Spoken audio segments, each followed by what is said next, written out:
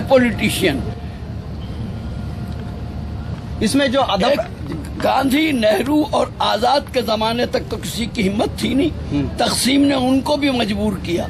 फिर इंदिरा गांधी ने सन 70 और 71 में मर्दाना वार उठ के तरक्की उर्दू बोर्ड, जिसे फरोग उर्दू काउंसिल कहते हैं, वो बनाया और उर्दू एकेडमियां बनाने शुरू की। इंदिरा ने सन 70 से 72 तक बिस्मिल्लाह दोबारा हुई। 47 से 70 तक वो एहसास कमतरी उर्दू वालों में और मुसलमानों में आ गया था कि कोई उर्दू का अदीब उर्दू के हक में नहीं बोलता था, समझते थे पाकिस्तान के जासूस माने जाएंगे, मुल्क के गद्दार।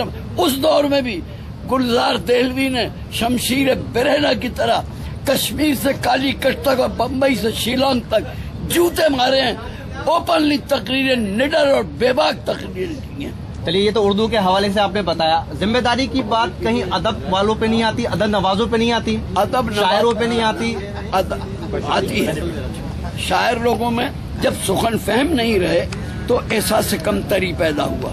जब दाद नहीं मिलेगी, पैसा नहीं मिलेगा, तो उन्होंने चीप शायरी शुरू की और चीप शायरी को फरोग दिया फिल्म इंडस्ट्री ने। वहाँ कोई पाबंदी तो है नहीं किसी जमीन की, बहर की, रदीफ काफिये की।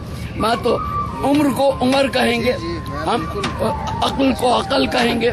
मजबूरी है उनकी, वो म्यूजिक के ट्यून पे, म्यूजिक डायरेक्टर की ट्यून पे वो फिट हो जाता है। तो ये जो है सिलसिला, एक तो सुखन फहमों की वजह से, लिसनर्स की वजह से, एक टीवी और फिल्म के असरात की वजह से, एक ज्यादा से ज्यादा आवाम की वाहवाह लूटने के लिए लोगों ने चलती फिरती शायरी शुरू की और उसमें तरह तरह की आमेज़